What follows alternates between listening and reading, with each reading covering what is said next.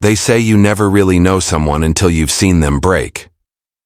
But what about when someone you've loved your whole life becomes unrecognizable in a single night? That's what happened to me. Not with a stranger, not with an enemy, but with my own son. This isn't easy to talk about. It's not the kind of story you tell at family barbecues or share with neighbors across the fence. This is the kind of story that leaves you staring at the ceiling at 3 in the morning, wondering where everything went wrong. And the truth is, I still don't know. It all started on what seemed like an ordinary Thursday night. I remember the clock ticking louder than usual. Maybe it was just my nerves or the eerie quiet in the house.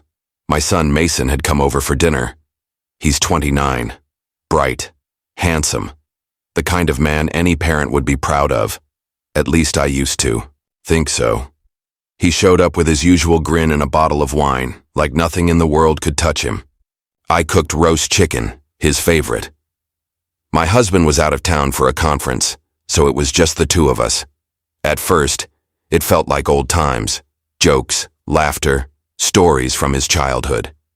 We reminisced about his first baseball game, the time he broke the garage window pretending to be Spider-Man.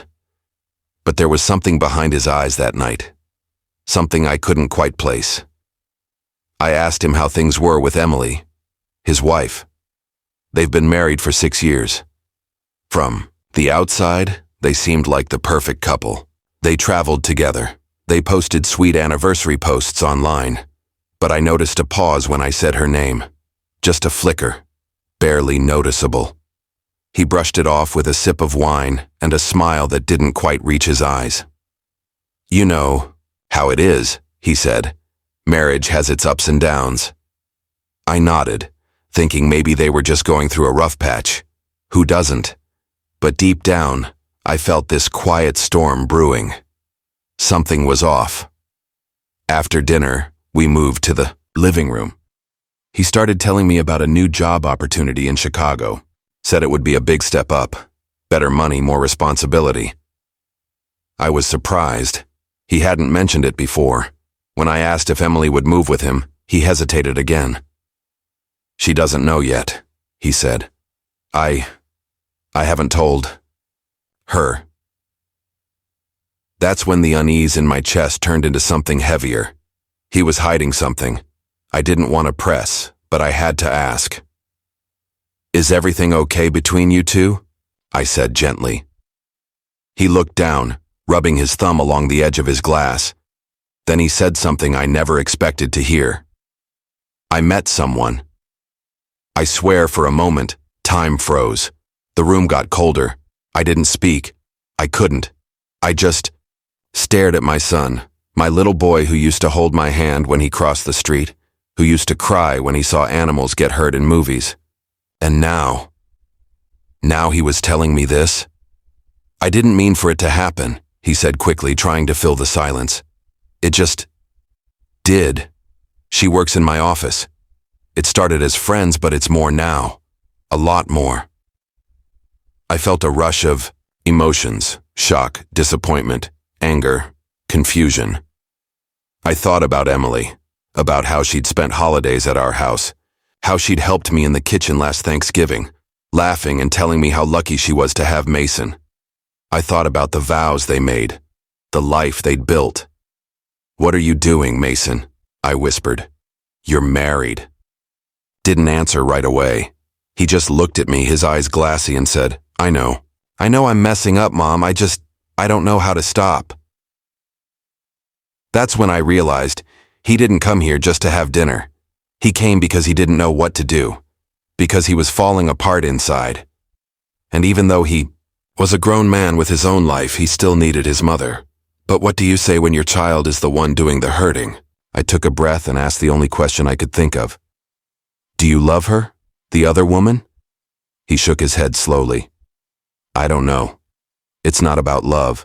It's about feeling seen, heard. It's like I got lost somewhere in my marriage, and she found me." I was quiet for a long time. Then I said, "You know, the worst part of betrayal isn't the act itself. It's what it does to the people who trusted you." He looked down, ashamed. And for the first time that night, I saw the boy in him. Again, the boy who used to apologize after breaking the rules, who wanted to be better but didn't know how. I told him the truth. That what he was doing wasn't just a mistake, it was a choice. And that choice was going to break someone he once promised to protect. Emily didn't deserve that. No one does. He asked if I hated him. I said no. I could never hate him. But I was heartbroken. And that's something different, something deeper. I don't know what I expected after that. Maybe I thought he'd end the affair. Maybe I thought he'd confess to Emily and try to fix things. But instead, he said something that chilled me. I don't think I want to go back. That's when it hit me. My son wasn't just in a moral crisis, he was changing, becoming someone I didn't recognize, someone I didn't raise. And that night, I watched him walk out the door, not as my little boy, but as a stranger, a man, lost in his own decisions. Weeks passed. I didn't hear from him. I didn't reach out either. Then one night Emily called. She was crying. She told me Mason had left. No explanation, just a suitcase and a goodbye note. She said she felt like the floor had dropped out from under her.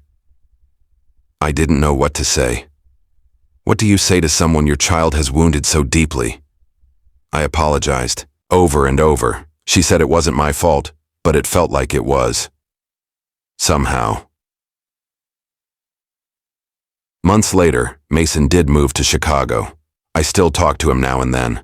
We avoid the topic of Emily, of that night, of what he became.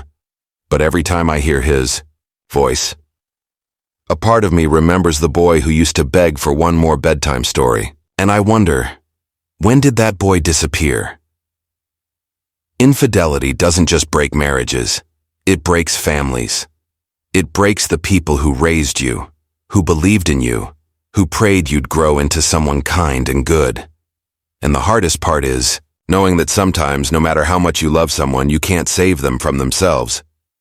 So here I am, telling this story, not for sympathy, not to cast blame, but to remind you that the people you love can change.